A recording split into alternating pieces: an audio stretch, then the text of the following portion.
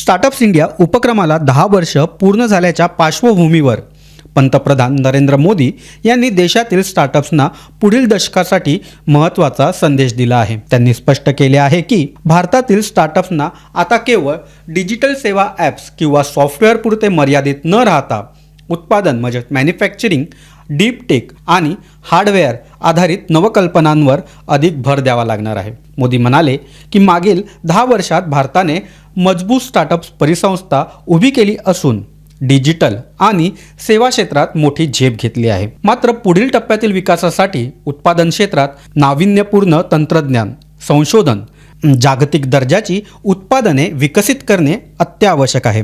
यामुळे भारत केवळ ग्राहक बाजार न राहता जागतिक उत्पादन केंद्र म्हणून देखील ओळखला जाईल। AI, रोबोटिक्स, सेमीकंडक्टर्स, ड्रोन तंत्रज्ञान, बायोटेक्नॉलॉजी आणि क्लीन एनर्जी या डीप टेक क्षेत्रामध्ये मोठ्या संधी असल्याचं त्यांनी नमूद केलं। मेक इन इंडिया आणि आत्मनिर्भर भारत या उपक्रमामध्ये स्टार्टअपची भूमिका निर्णायक ठरेल असेही त्यांनी ठामपणे सांगितलं।